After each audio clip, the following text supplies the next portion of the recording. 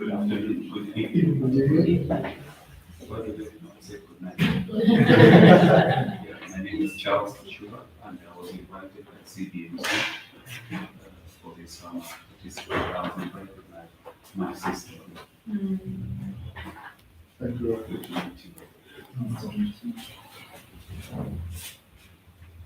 We are going to zigzag, not Yes. like Yes, this. exactly. I think I already said my name, Helen Suji, I love her here. Yeah, I'm a member of CBMC Kenya chapter. And it's really nice to have you on Karibuni. And thank you for honoring us with your presence. Good evening. Good evening. My name is Omero Suji. I also add pastor there sometimes. Yes, because I have a blog that I shepherd up here. I am a development consultant. That's what I do for a living. But I also am a member of this. In CBMC, we call them Connect 3. So I'm a member of the Maboko Connect 3 by virtue of the fact that I live in Helen's house.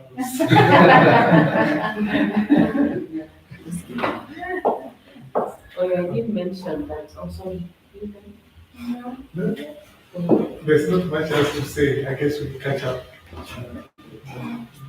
Yeah, I also run an eating place at Eastern University, which is not too far from here, called Food and More. Na makaribisha utendaji industry. Food and more. Come for the more. And good evening.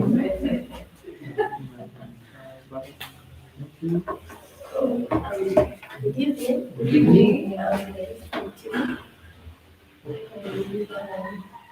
We were invited by Suki. It's a church friend. And personally, I am at the moment. And just then, honestly, the picture that we have. Yes.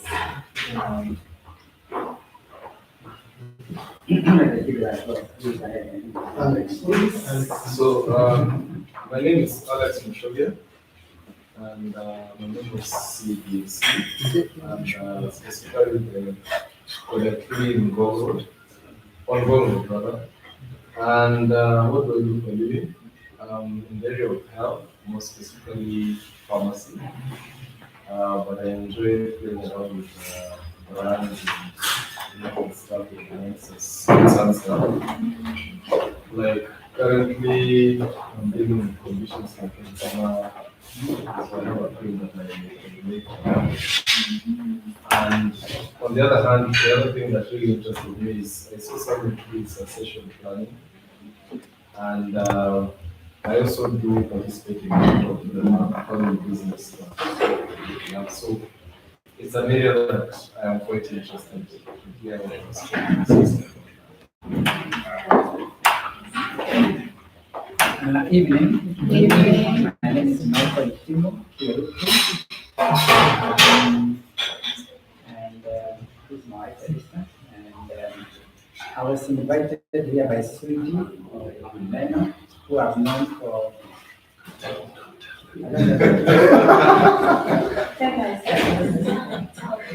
I've known Suji for more than 12 years. We joined from one and then we met the Christian Union together, and we're still friends with this. And it just tells me you can be friends for a long time. Yeah, that's it. So, and even when I haven't joined this one, still very confident of time. So Suji invited me, and I don't know as much about the CBMC. I'm saying it's a model of a vehicle, but I bet I've got to know more. And I love meeting people. As well as all the time, but also. Thank you for your team.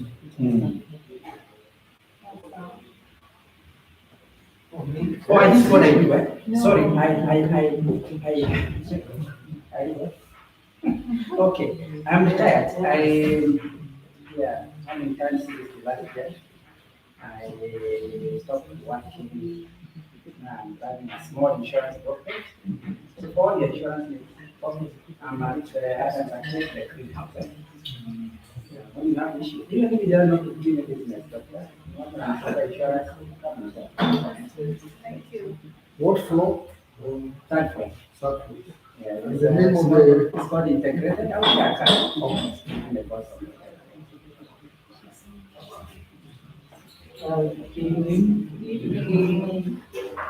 You can tell who my head.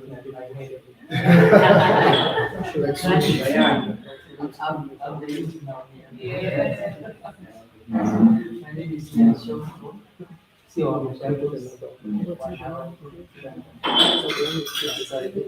Oh. and I was invited here by facilities. I'm their child.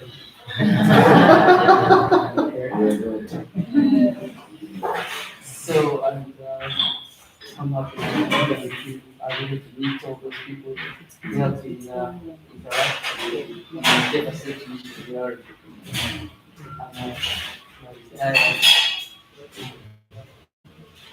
I'm just a teacher. Although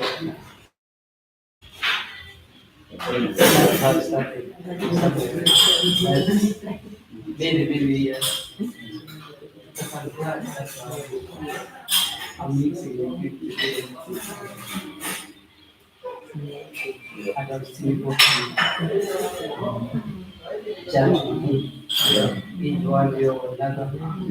And I'm glad that you have something that you're doing all together. It's good to show oneness at times. Even if we don't come from the same area, that we are all God's people. And we need to be united and help each other in life. Well, my role, You are very right. I'm happy to see you this way. Thank you. It is fun.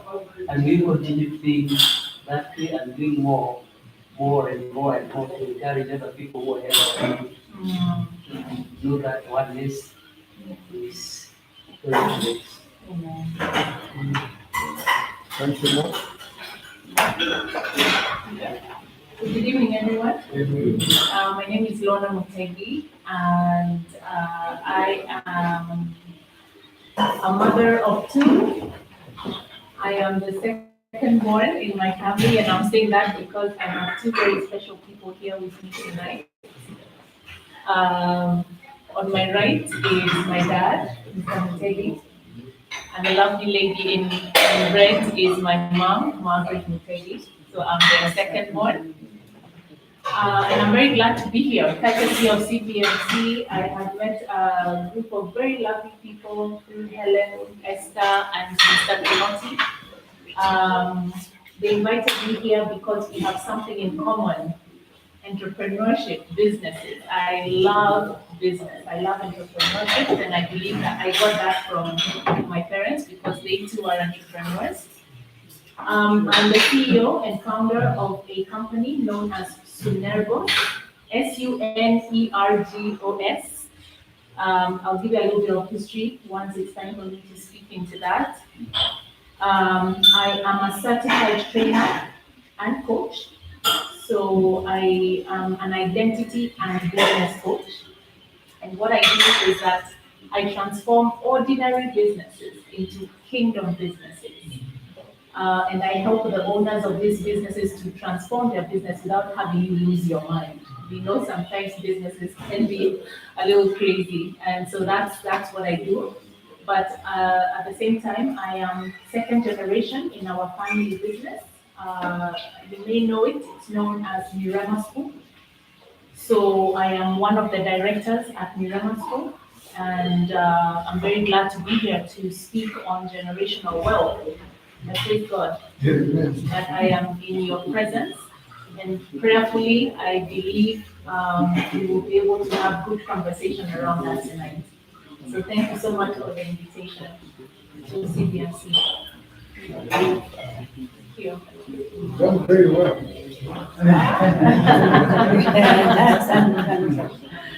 But we would like to hear Mom say something. Yeah. Good evening, everyone. Good evening. As my daughter Lona has informed you, my name is Margaret Ambura. Would say I am the mother to this lovely girl. So she calls me lovely. I believe she's also lovely. I feel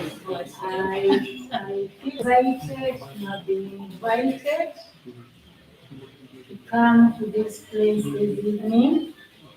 Once you retire, and like he said, he just retired.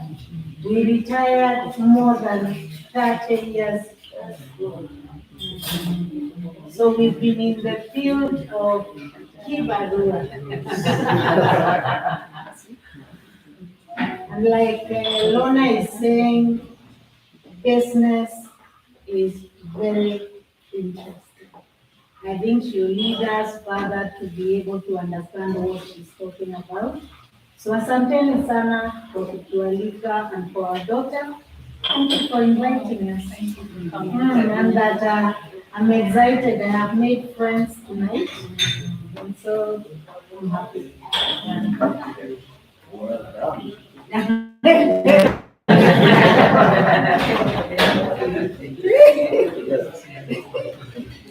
It's my turn. Okay. Everybody, my guys are good.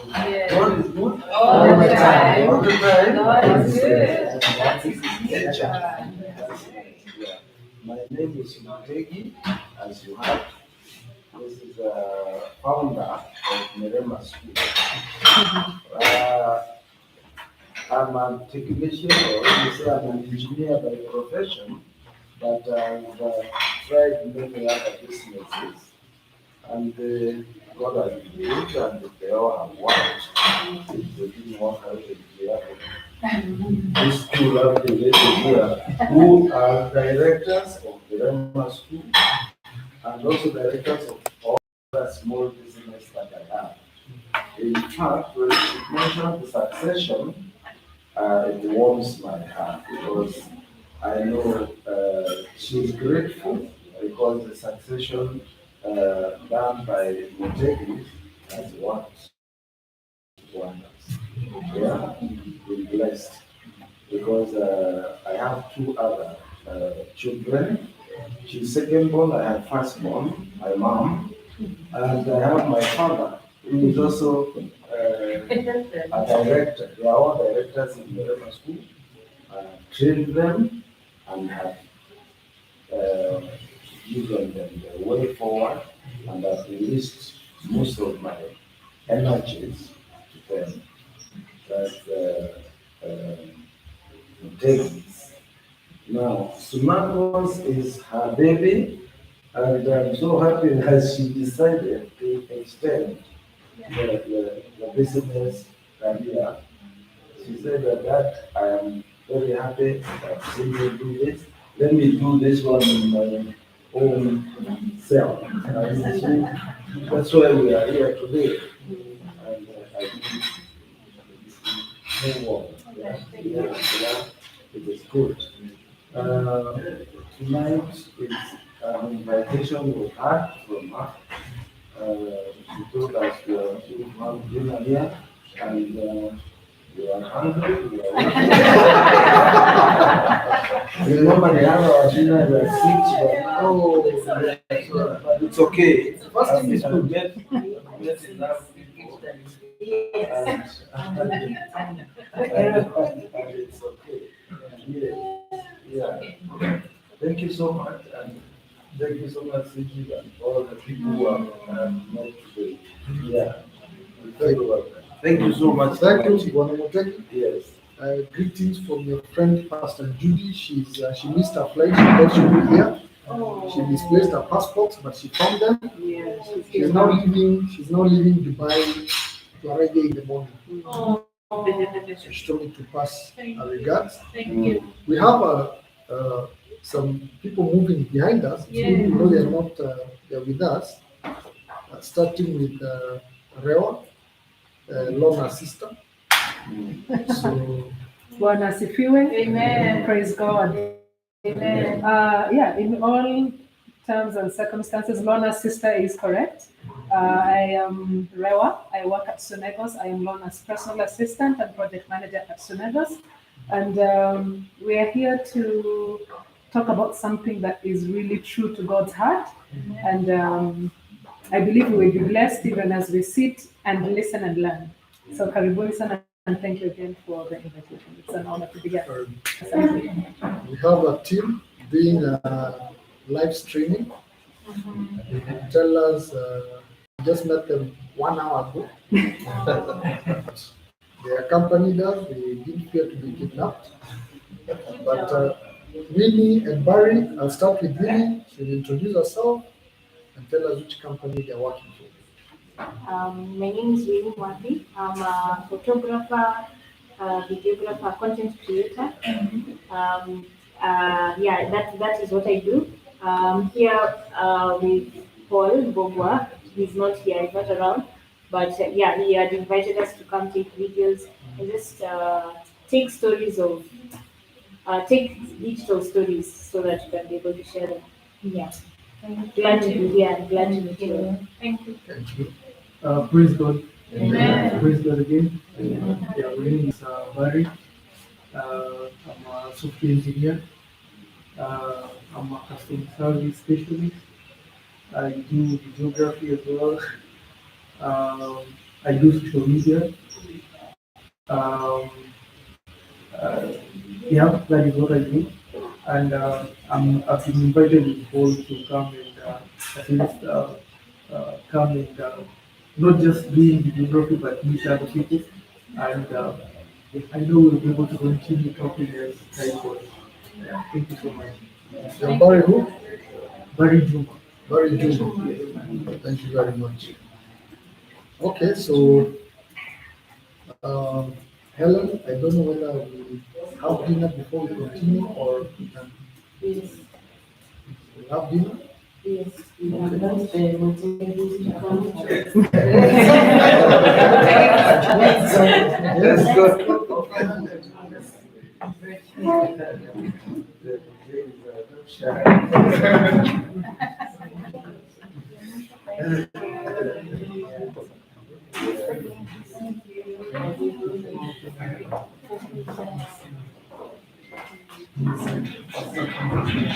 So we can tell the viewers, yes, let me put for the music to flow.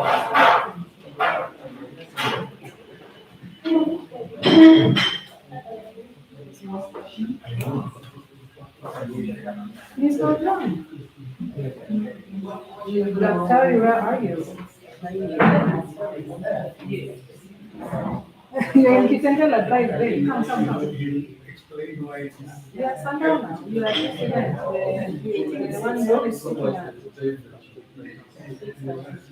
It is today, yeah. We actually haven't started, we're just about to finish. So if you want, yeah. So you are first? Yes, no, maybe.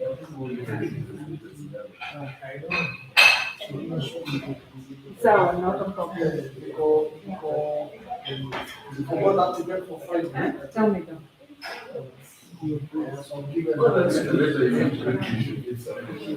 Tell me, crazy you, let's hear it.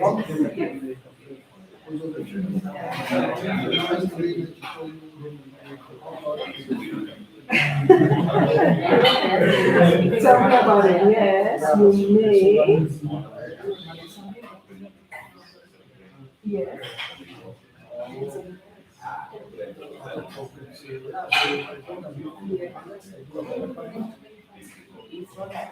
Correct.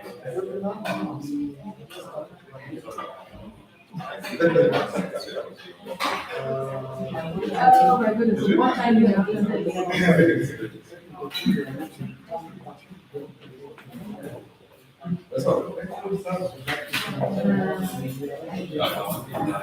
So usually some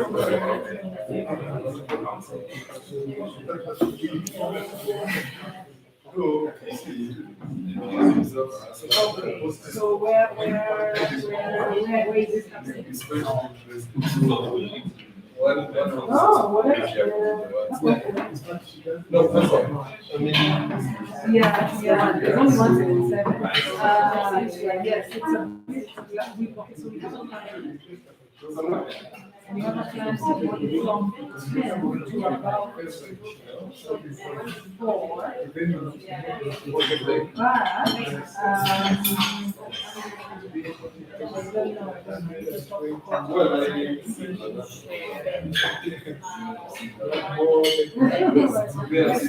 How much is charging for taking away from our parents? How much is it? Let's go. No, Let me tell you that we are preparing for the Lions, right? 10 years. Yeah, so we are working with the client. So we are actually working on this. But if you guys are starting,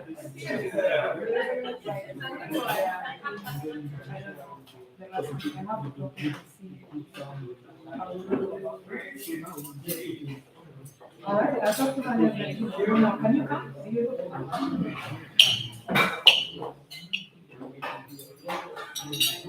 How far are you? I know, why you on the road? Are you just standing off? It's okay. Nimepita sahi sana. No, we are people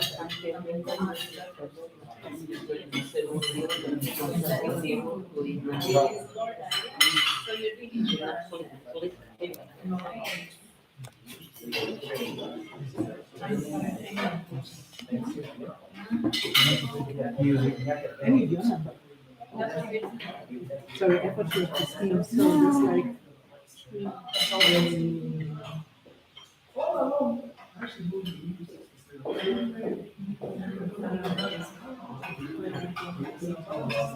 just give me a number, girl. Our number, then from here, say the number, get mine, send me your water.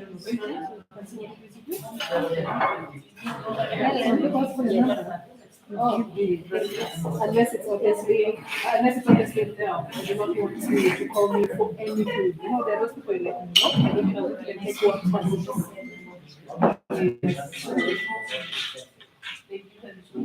Yes, sir.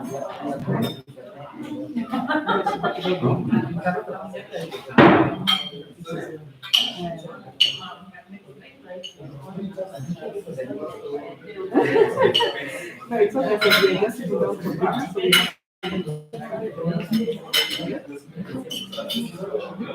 yeah. Actually, what we actually let me do is let me share with you a library. How's that? Yeah, I forgot the that option. Yes, but then they will charge 500 for it. They will charge 500 for it, just so you know.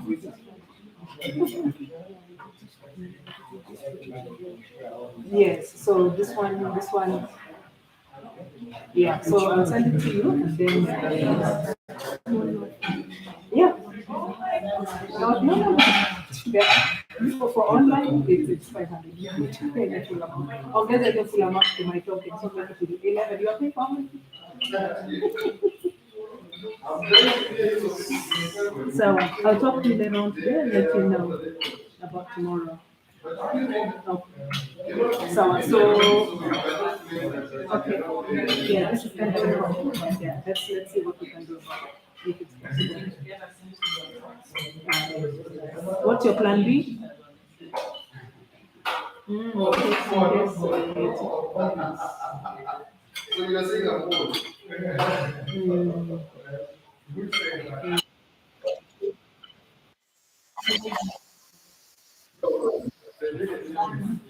Correct.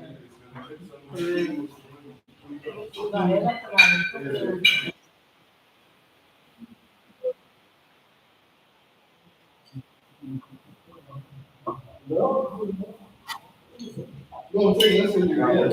Yes, yes. Yeah. Yeah. Okay. Thank you. Yeah. No, thank you.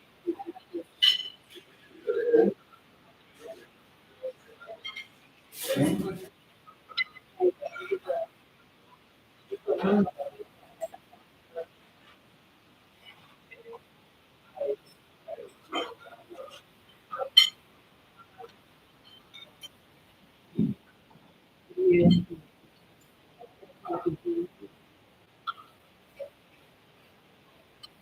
Yeah. I know.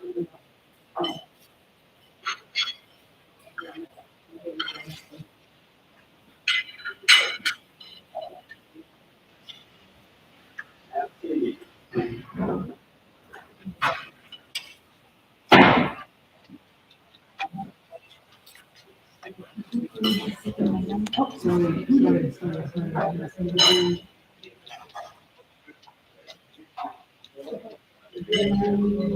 Yes, I do.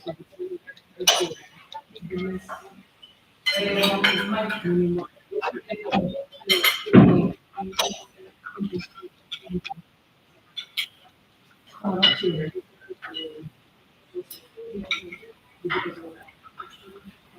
Oh, I see.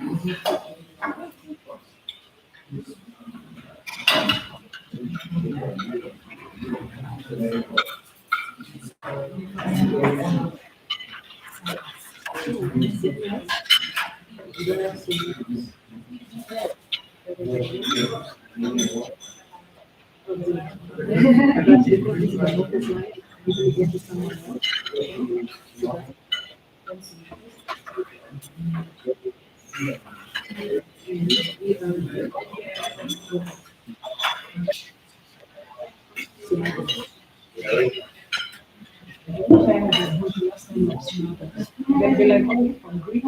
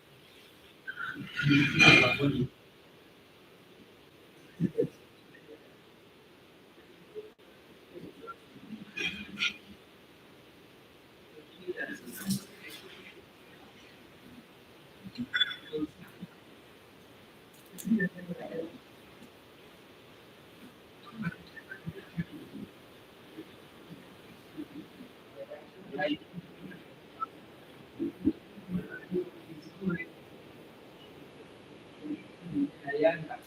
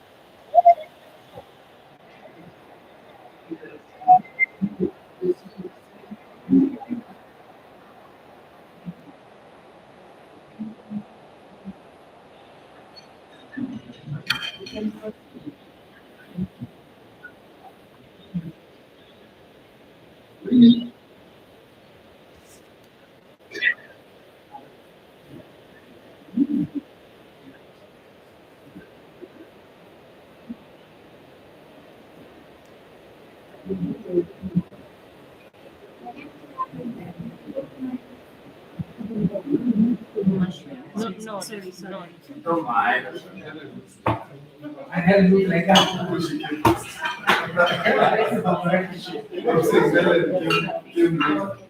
Remove this table on the, okay. So that you don't take up the spending space here.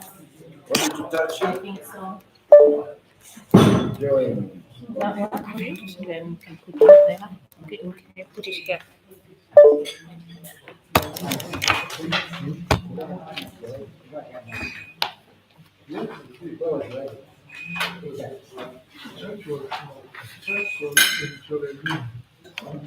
Thank you.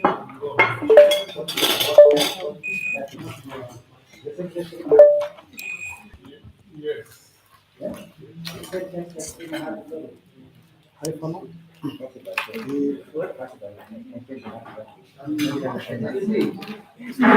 starting here?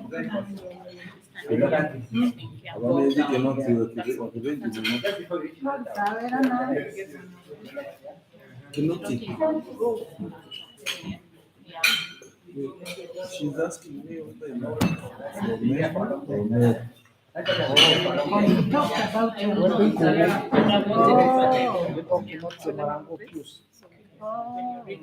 Oh, well, there is somebody in Embu.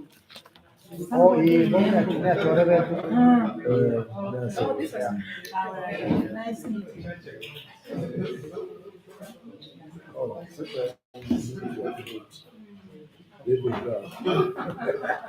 I stop. Want to try and cut up the time? Thank you. Because you're my. So thank you. Sorry to rush you a bit. Mr. Mutegi is our. When you stop eating. So, but that's starting today. So we learn slowly. So I was very careful. So I just want us to just get into the rhythm. Yeah. Because of time, it's 8:20. We hope to take a very short time for longer, take as much as you want. Tomorrow is Saturday for us. Even me, I'm retired, but my retire is not TIRE, it's TYRE. I put on new tires for another journey. Yeah. So allow me to invite Mr. Suji Omeno. Suji represents CBMC in the international board. I will tell you just how we also have that international board. We have a local board. So let me start again. Yes. Now I'm on Yeah, so I just want us to get us into speed and allow me to invite Mr. Omino Suji to just quickly give us a brief of what CBMC stands for. Many guys are asking me, what is CBMC? Some are saying it's coffee, biscuits, and more coffee. But Suji will give us the synopsis of both the local chapter and the international chapter. So kindly welcome, Mr. Suji. We'll give you 10 minutes max. No, I'll take less. Thank you. Yeah. Then, I normally fall asleep. we request to come here Oh, I can't bear. because we are recording for. For the online guys. Okay, good evening. I think I already said that earlier, but as Kinoti mentions, my name is Omeno Suji. I was privileged to be the first chair of our local chapter of CBMC. CBMC basically means, at least in Kenya, connecting business and the marketplace to Christ. And we are an evangelism and discipleship organization for the marketplace. And CBMC was born in the US in 1930. So we're almost 100 years old as an organization. And those of you who have done a bit of history will remember around that time there was the Great Depression. And what was happening is that business people, you'd go to bed knowing that you have stocks in Safaricom and KCB and everywhere else. The next morning you wake up and it crashed. And so as the businesses were crashing, men were crashing. So around that time, a number of men around the churches came together and simply said, we need to pray for our country. And so they kept meeting, and interestingly, one of the homes where they were meeting was Billy Graham's dad's, Billy Graham's home. So he was a little boy at the time. And these guys kept praying for somebody. I mean, they kept meeting, and Billy Graham was wondering, what are these men? He wasn't born again then. But it's actually out of that prayer time that Billy Graham's conviction for the world was strengthened. And when about 12 years later, I think, about 12, 13 years later, he launched his ministry that he ran until he died the other day. So there's a sense in which CBMC is a family ministry, but it's also a real marketplace ministry. So we reach out to young professionals and business people. We pray with them. We handle life issues with them. Because when you're in the business world, and the Mutegis have just told us, when things are looking good, you are in trouble. When things are looking bad, you are in trouble. So you're always in trouble. And so at each point of the cycle, you need God. A lot of the young people don't know that. So they get into addictions. We have quite a few we are working with at the moment who were up there with a 7-figure salary and things like that, and went into addiction and depression and collapsed families. And getting out of that hole is difficult. You need grace, but you also need real friends. So CBMC often comes alongside those people to help them walk these paths. So that's what we are. In Kenya, we've been around since 2011. We came, CBMC here the concept was brought by a lady. So when it came here, we could not call it a men's something. We had to find a way to, a word for the M. So it became marketplace. And she couldn't be here. She's also called Mutegi, by the way. She couldn't be here, but you'll get to meet her. A very interesting lady. Yeah, so that's us. And recently, we are realizing I hit my 60 mark in March this year. And sixth floor is interesting. Those who have not been there, you don't know, but we can tell you. It's an interesting age. And the other day, I was just reflecting on the book of, from the book of Joshua. In Joshua chapter 13, but then Joshua was one of the most successful leaders of the conquest for Israel. But in chapter 13, verse 1, God tells Joshua, when God tells you that, I don't know if somebody can find that verse. I found it very interesting. You are old, and there's still a lot of work, a lot of land to be conquered. And I was like, oh, okay. So that time comes. You want to read it? Verse 1. When Joshua was old and well advanced in years, the Lord said to him, "You are very old, and there are still very large areas of land to be taken over." Absolutely. Thank you. Thank you. You are very old. You are very old. Now, God telling you that means really, yeah, you are. You are advanced in years. And He knows, of course, what you are capable of and what you are not capable of. It hit me because in Kenya, one of the things that I'm sad about is that we lost a generation of Christians.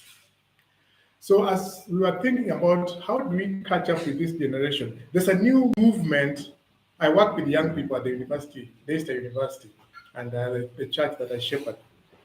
There's a new movement among the 20-year-olds. Those guys are passionate about God.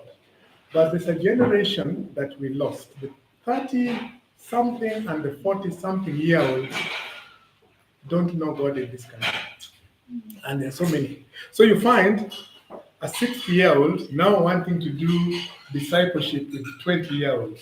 It doesn't work because we missed a gap out over there.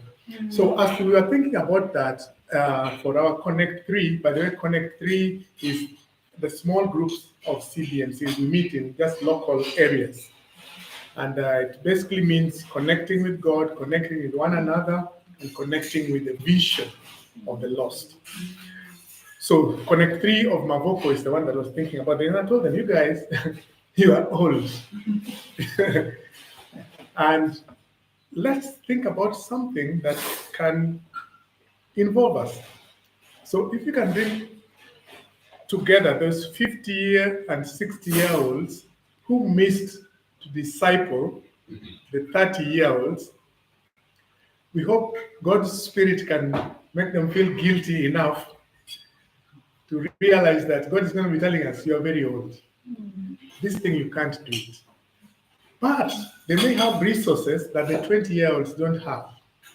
And at that point, just like the business people are usually in trouble when they are up, those people might also be having problems, having conversations around, I'm going soon. Where do I leave these things? But then if you have managed land and property, sometimes there's such a pain. Because now a tenant has not paid for a house in Kitengela, and you have another house in Mtwapa, and you have another in Nakuru. And you're like, okay, why don't you guys just take those houses and leave me alone? Because it's a pain managing those things. And I know if these 60-year-olds and 50-year-olds will be honest with you, a number of them are going through those things. And sometimes it's very difficult to have those conversations in a safe place. Even husband and wife. Helen and I have tried, but there are a lot of things we don't agree on. Because now you're on this side of the country, or this side of the country. Do we settle here? Do we settle there? Where do we leave this house? Which of our children should be running what? And then we say, okay, let's go to sleep. We'll talk about it tomorrow. And then, of course, that's another level. So when Lorna agreed to come and help us begin this conversation, I was like, that's a good thing. Because we need it. After this, I'm hoping tomorrow I can wake Helen up and tell her, Lorna said we should actually start talking like this. Yeah. And she'll be able to tell me, okay, now we can dispose of that one and we can keep this one. And we are at home. Because one of the things I know about my wife, for example, is that once you buy it, you don't dispose. Me, I'm the other type that says these things are meant to make us enjoy. If time comes to dispose, release. But so those conversations. So please, Lorna, help us so that I can find a place to stand when I start the conversation. Right. But I want to welcome all of you guys. Thank you so much for honoring our invitation and being able to be here.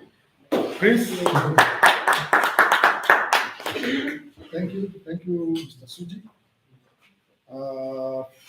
Yeah, so I think without much ado, I'll just, if Lorna is ready, I'll welcome you to start taking us through what we've been looking forward to do. And then just before you go, you come on stage, I just remember something during the convention. Kenya was the first chapter of CBMC in Africa. We're in 27 countries to host an African convention. And, we got quite a number of visitors from Europe. And the leader of CBMC in Europe, mainly Netherlands, called Walter Droppers, he gave me a statement that has, stuck with me. That during the Second World War, which was around 1945, they were totally destroyed by Germany. But in 4 generations, they've managed to recreate the country into an economic superpower. So when he was here, he was shocked, at what he was seeing in Kenya, and we are so advantaged. And his question, he left us with, how come you're not ahead of us? So that's one thing that we hope, as we continue to gather and have this discussion, then we shall be able to move forward. So Lorna, kindly welcome.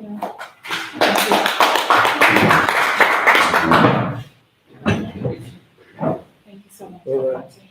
Asante. Thank you. All right. Good evening, everyone. Are we ready to go? Yes. I'm definitely ready to go. We are here to speak about the transfer of generational wealth. Is that right? Is that what you're here for? Yeah, so you're in the right room, huh? Okay, good. So just as you've heard, my name is Lorna Mutegi, and I am honored to be here to speak about generational transfer of family wealth. It was so interesting when I was speaking with the team, getting ready for this. There's someone who said, hey, for the first time, we're not speaking about generational curses. And I thought that was so funny because it's true. A lot of the times when you have the word generation in front of anything, the second word automatically goes to curses. And that's not what we are here for. I thank the Lord.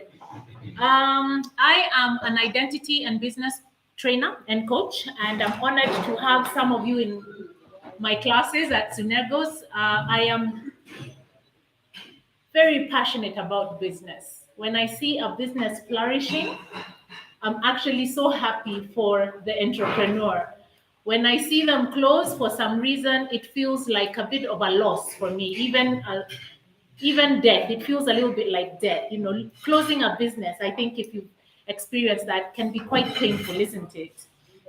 I've experienced that myself. It's all been part of my process. It's all been part of my learning.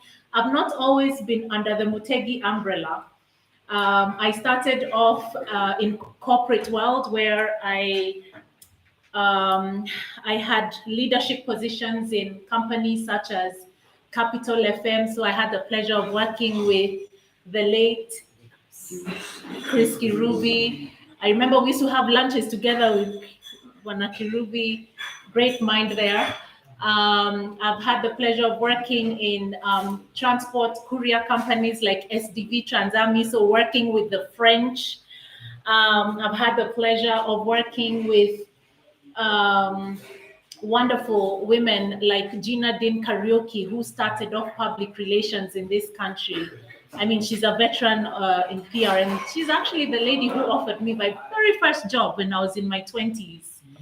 Mama, I don't have the white hair to prove this, but I assure you, I have one that's starting to come up right here. And I have to find creative ways of getting rid of the white. So that just gives you a bit of an idea. We have been around for a bit of a while, but every time I'm around my parents, I always feel like I'm a little girl. I can't help it. But I thank the Lord either way. I have two beautiful girls who are waiting for me at home. I have a 15-year-old, her name is Alyssa, and she's turning 6 in the next 10 days. And my parents and myself are looking to see how we can get those two girls along with my niece, who is actually coming in from the UK tonight. We want to see, or rather we have already started planning for them as third generation at Mirema School. So my daughter, who is 15, is already working at Mirema School. She's holding the front office. She's been doing that for the last 3 weeks. Yes, so if you all have questions around succession and you want to know when do you start thinking about succession, the answer is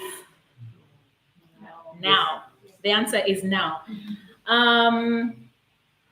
So let me just, I'm very interactive, and I don't know how many people we have online. We have a group online. I want to say jumbo to each one of you. Thank you for your patience. We are on, and so I believe that we're going to be learning a lot tonight. I will try and move as fast as possible. Generational wealth transfer is one of the broadest topics you can ever have because it has so many ins and outs. The inroads and the outroads are so many because we are dealing with family. Now, when I say family, you should be all nodding yes. We all know what that's about. We've already had the Sujis don't automatically agree on everything. And I can assure you it's the same thing for the Mutegis. We don't always agree. In fact, we've had to go through a lot to be able to get us to this point.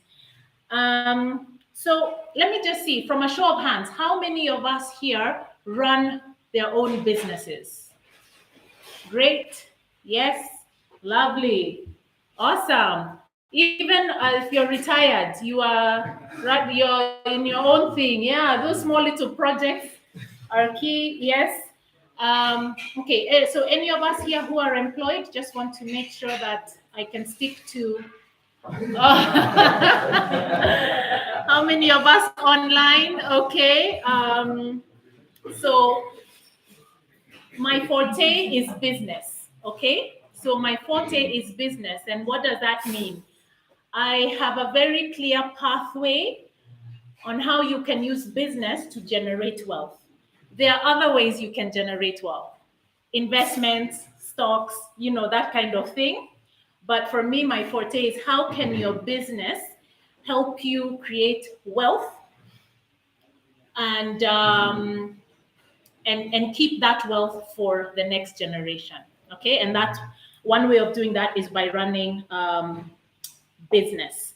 So let me just see again. How many of us think you're running a family business? Do you think you're running a family business? Show of hands. Do you think you're running a family business? Yeah? Okay. Awesome. Alex, why do you think you run a family business? Well, I'm sort of in between the two because the part that I'm talking about is family businesses from the generation before. Yeah. Yeah, because I think it was my dad who started it. He's in the area of property management. Okay. So we have several investments that we started with my mom. Mm-hmm. And so the way we operate, like, is a part of that business that my brother operates. Mm-hmm. Currently, we are doing some building, so I'm doing the payments. He's the one who manages the building itself. Mm-hmm. Yeah. Okay, awesome. So Alex believes he's in a family business. We are going to decipher that, and so that we're able to understand family business or not. So what do you think you call a business that's not a family business? What do you think you call, what do you think that is? I'm very interactive, so I don't speak alone in a room. So, and I don't want us, if you're anything like me, after a meal, you want a snooze, right? So I won't allow us to snooze until we get this done. What do you think you call a business that is not a family business? Yeah, go on, yes. A standalone entity. A standalone entity, okay, good. Yeah, there's no one here who is wrong. We're here to learn together, and it's good for you to process and talk to me. That way you will understand better. Corporate, okay, all right. Okay, so good. Yeah, go on. Yes, Mr. Kenoti, you wanted to say something? Side hustle. A side hustle. Okay, so so we either have a family business or a non-family business. That's what they are called. So family business or non-family business, okay? And so because we want to talk about family business, I want to know what are some of the questions you have tonight. So what questions do you think you have when you are invited here? What would you really want to go home having an answer to? Because like I said, it's so broad, and I wouldn't want you to leave here with too many more questions. You see what I mean? Because I have a structure. I want to be able to lay the foundation for you today so that you leave with a lot of clarity on where you're at and what your next steps will be. So today I really want to just lay the foundation, and I believe we've agreed that I will come again and take this to phase 2. So there's phase 2 of this conversation. There needs to be phase 2 of this conversation. It's a lot. So let me just do a quick one. So Bwana Charles, give me one hot question you have around family business or about generational wealth transfer.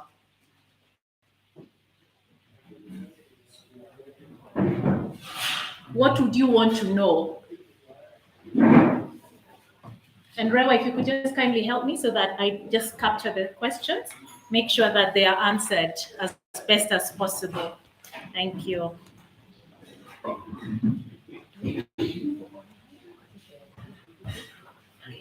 And so for those of you who are online as well, please just put your questions on the chat. I have a team here that is checking that out. So what's your hot question? I will give, Charles is doing a good thing. He's confirming and checking whether we are well aligned. But what questions do we have? Maybe I could ask, yes, Michael, go ahead. How to create an interest. Yeah. I'm the greatest warrior of parents. Yes. I'm sure you will tell you that I have to see long and interested. You cannot give anyone else interested. Correct. So how do you, Bwana Michael is asking, how do you get your children interested in the business? Yes. There's a reason why I said that I was in corporate for 10 years. I can assure you I resisted. It's not automatic. So good question there. Okay, another one. And then whoever's checking online, just let me know when the question pops up. Hot questions, give them to me early. Give them to me early so that I can cover that as we go along. What do you want to know tonight? Yes, Charles. Is it possible to have a smooth transition from generational? Okay. Or does there have to be conflict? Okay, so the question is, can you actually have a smooth transition from one generation to the other, or does there have to be conflict? Good, yeah. But smooth, I don't mean easy. Yeah. But smooth. It doesn't fray the relationships. Yes. It keeps the family. Yes. That's what I mean. So as a trainer, we have a program where I give information on one hot topic called family wars. I don't know if that answers your question a little bit, but there is so much content around family wars. And for us to understand family wars, we have to understand the nature of war. the nature of war, not family war. We have to first understand the nature of war so that we can understand family wars in one generation to another. I'm just giving the but I'm just putting it out there because there are quite a number of factors which we're going to touch on tonight. Okay, any other question? I think there's an issue of Yeah. how to put it, but in a family business, I would imagine you have a lot of other workers. What will make lots of money? They're very technical in what they do. Right. And how you get the family, all these here who are coming to respect that workforce and not to come up with that, no, you've got something. Yeah. It's come to boss around the people who are making the money for the business. That I think is a great challenge to a lot of businesses. Right. So the question here is, how do you deal with family members who come with entitlement? We are very entitled. Yes, and don't you know who I am? Yes. Exactly. And they are speaking perhaps to the person who brings in the biggest cheddar, the greatest revenue in the business. And it makes it very uncomfortable for your other staff. Okay. All right. Yes. Bonakinoti. How do you, I wanted to find out if you have pointers on how we integrate our spouses in family business, especially with the second generation. How to integrate spouses into the family business. How to integrate spouses, either the husband or the wife. Okay, you guys are asking me tough questions. You've gone right to the end. So let me try and lay this out for us. I'll ask Rewa to ask that one question online. Thank you. There's a question from Yvonne Shege. Hey, Yvonne Shege, we are reading your question. What advice would you give to professionals, that is, those who are not in business, on the most practical way to build generational wealth? Awesome. Good question there, Yvonne.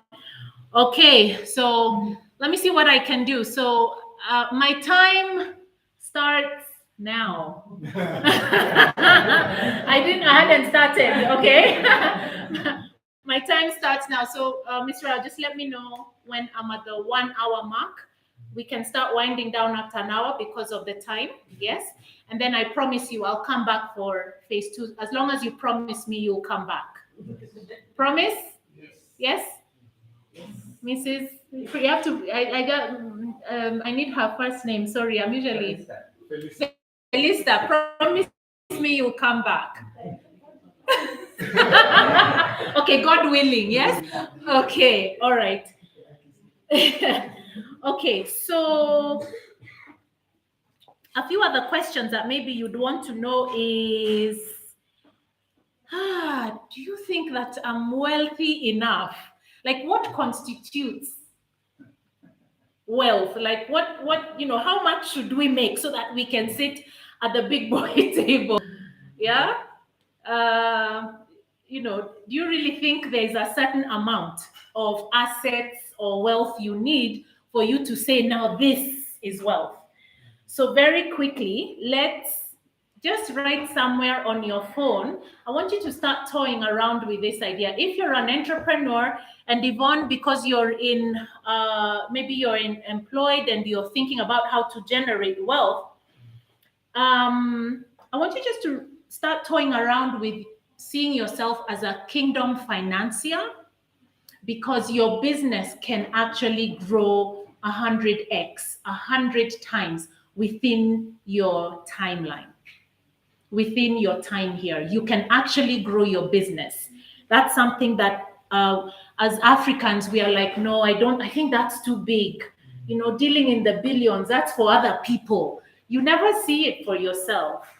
So I am called to help entrepreneurs see themselves as not just startups, not just small, but perhaps medium. We don't even leave the SME. I'm not even moving away from SME because we are all in SME, but it's about time that as Christian entrepreneurs, we start shifting the way we think about business. And as opposed to be the one asking, you're the one giving. Okay, so you can structure your business now, and it can actually be big enough to make the impact that you want. And then, let's start toying around with what generational wealth is. So any amount to be, I guess, considered generational wealth simply just has to be wealth that is transferred from one generation to another. So it's really as simple as this. If my mom, who is seated right here, had a gold ring and she passes this on to me, that is a transfer of generational wealth. It's as small as a diamond or gold ring. This is a copper ring, by the way. So this is just an African ring, no gold there. Mom, I'm happy for any jewelry to be passed down my way. But when that transfer is successful, then now we are talking about generational wealth transfer. But I think it's important for us to understand what is wealth then. So wealth is not so complicated, guys. I'll tell you what wealth is. Wealth is anything over and beyond, whatever you make, the money that you make over and beyond your basic necessities. So what's basic necessities today? House, yes. Some food. Food on the table every day. We eat well. Yeah. Basic necessities. What's that? A house? Yes. So even rent. Yeah, rent or mortgage. By the way, guys, even if you don't own a house, it's okay. You have a house, you've got enough money to pay rent. Don't get too stressed about this thing. You must build a house. Lazima mujenge. I'm here to just break a few norms so that we stop having so much pressure, guys. You can actually live well in a rented home, by the way. You just need to plan your money, all right? And put a plan to that, okay? What else are basic necessities? Transport, Wi-Fi. Imagine, think about it. Life without Wi-Fi, basic necessity. Another basic necessity could be fees. That's right, education, fees, medical cover. Basic necessities. So anything that you now make over and beyond that, thank the Lord, is wealth. So it's not that far-fetched. It's something that we can actually grasp, isn't it? So it's important for us to just keep that in mind when we are speaking about generational wealth. So back to the question, or back to the thought, generational wealth. So where does this terminology generational wealth come from? So as long as there's a transfer of wealth from one generation to the next. So let me ask you guys a question. Imagine you have your parents who had a trust, and Felicitas, all of a sudden you have 142 million Kenya shillings in your account. Woo, 142 million US dollars. Let me even say. It's not loading. I'm trying to excite Felicitas on this topic, yes? So you get 142 million US dollars. Yeah, it's been bequeathed to you and it's been given to you. So how do we make sure that this becomes generational wealth? What do you think you need to do, Yvonne? How do we make sure this 142 million US dollars, let me just even throw it out the park a bit. How do we make sure that it is generational wealth, that it fits within our understanding of generational wealth? I mean, you have it in your account now, no denying it. Yes, Kinoti. I think the first thing is to think how it will grow Okay. as you eat it. So Kenoti says you have to think about how to make it grow as you eat it. So I'm going to throw a word at you that we were discussing today in the car when I was coming with my parents. And I'm throwing the word at you, contentment. Contentment. What makes you content, Pastor Suji? Esther, what do you think is enough that you say, I am content with this? Do we ever get content? Let's have a small conversation.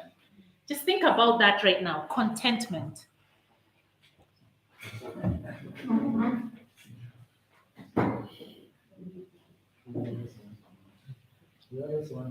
You always want, yeah, we kind of always want more, eh?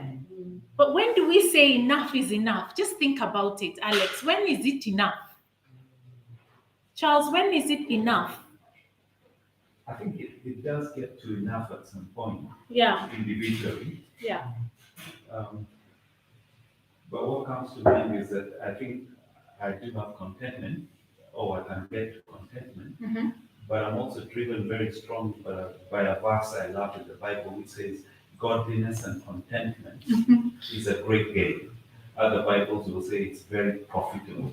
Yeah. So whether I'll be content or not, I have submitted to the principle that contentment is a great gain. It's something to pursue. And when you've got $142 million in the account, you really do need contentment. Otherwise, you'll Kill yourself. exactly, it will go to your head. So I think contentment is possible, but Yeah. it has to mean it encompasses not just your physical self. Yeah. Because the physical self perhaps cannot be contented because you can buy cars, then after cars you buy helicopters, then you buy watches and so forth. Yeah. But I think if you mingle it with your spiritual self, then perhaps it's possible, because there are things in the spiritual realm which now cannot be satisfied by now material. By things. material things. So having a plug into the spiritual side of things will help you think about, you know what, this is enough, and there's more to this than just. Yes, and you can do something else with it that is beyond yourself. Yeah. Yeah, no, absolutely does. Absolutely does. Alex, I think a lot more leaders in Africa need to ask themselves that question. When is it enough? Just to agree with you, basically. Yeah. Sorry, I'll come to you, Michael. It's how you look at yourself. Right. If your significance comes from the external, you always want to accumulate. I mean, you always build and do all those things. But when you realize that the way God created you is that you can always create, even if you are reduced to zero, that you can start again even from zero and get back to where you are and create more wealth. So when you see yourself like that, then I don't think you're so much bothered about the houses and all those things, because if you ask yourself, how many houses can you live in at one point? How many cars can you drive at the How many same cars can you time? drive at one go? Right. Yeah, so you stop seeing yourself based on those external things. Yeah. And I think, as he said, you start seeing yourself from a spiritual point of view. Yeah. I like that, Alex. You remind me of the scripture, Deuteronomy chapter 8, verse 1. If Helen, you could just help me with that. It's an integral bit of what you just said. Michael, I'll give you a go. You wanted to respond. Yes. You were talking about contentment. Yeah. I was just thinking that one of the things that brings contentment Mm-hmm. is transfer. I need transfer of whatever, so that you don't hold it. So that you don't hold. It brings contentment. Whether you transfer to the next generation Yeah. in the family, Yeah. or transfer, or give out someone, Yeah. that you don't hold. And I must say this is quite appropriate. I know you're doing it from a Christian point of view, but I can tell you there's a lot of families who I know, and maybe even all of you know, that where the old man and the old lady Mostly it's usually, I think you can get that. And then the old man over there, they hold. Mm. Like they're going to your visa or whatever. That to transfer, it doesn't happen. Or by the dead body. I don't know the dead body can't find it. And the people who have to take it now don't know what to do. They don't know how to do it. Yeah. And I was told you can actually spend lots of money and finish all the money that your parents left. Yep. There's a time Very easy. I know this at Christian Forum, that you know, you said they put in the midst of that, Yeah. that there was one boat to us, which was costing $1 million. Right. So saying even you can leave millions, and if this guy just drinking that bottle of, And it costs $1 million you can shillings. finish all the hundreds of millions. $142 can actually go in your lifetime. Yeah, so this transfer, as my point is the transfer of Yes. whatever. I know we're talking about money transfer. but Yeah. Yes. Is one great source of contentment. Mm. I like that. So family transfer can act as this is enough. Yeah. And, you And- started and the developing giving. them, Yes. and you let go. Yes. Because many people keep on with themselves. Right. And Right. they are going. Lovely. Yes, Felicitas. Yes, there's another angle to that one. When we have children who are not responsible. Ah.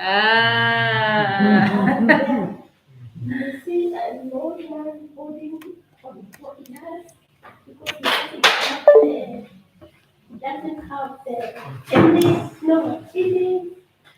any son or daughter who is responsible to take care of the wealth. So sometimes they don't put that kind of decision on transfer. They think that sure, it may end up being twisted, you know? Yeah. So sometimes you make money, Right. yeah. You know what you've just said is it's a very real fear. There's some research that was done in Canada amongst very affluent Canadians. And one of the fears that they have is that our children don't even know how to use money, no financial knowledge, and they are not responsible. So that's a very real fear when we talk about generational wealth transfer. You know, I don't mean to sound, I know I think there's enough talk around how wonderful girls are and women and how empowered. I think there's a lot of empowerment around women. I think there needs to be a lot more empowerment for men. But when you look at having daughters today, apparently, if you transfer your wealth to your daughters, there's a very high likelihood that they will continue with that generational transfer versus men who would probably just want to sell and that's it, and it stops here. With the boys, it's I'm not saying this is fact, I'm just saying the numbers show that daughters are a better bet with business. It doesn't apply to every family, but just think about that, you know.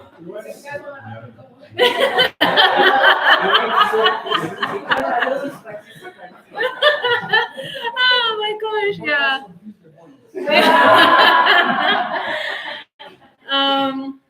Yeah, so the thing is, we need to have we have to know this is enough for me now. Because if you don't transfer that wealth, if you don't put a plan for your children and your children's children, then there is no generational wealth happening. If you finish the $142 million now in your lifetime and nothing goes to the next generation, there's nothing like generational wealth transfer. So just think about what that looks like. Even on the call, just imagine how much you want to immerse. That should be enough for you now. And then at least you can say, this wealth that I'm passing on to my second generation, at least let them not have a student loan. At least let them go to college without taking a loan. They don't need to pay help. These are the advantages of generational wealth transfer. So the other thing that can impact wealth transfer is high cost of living. You can see what's going on now.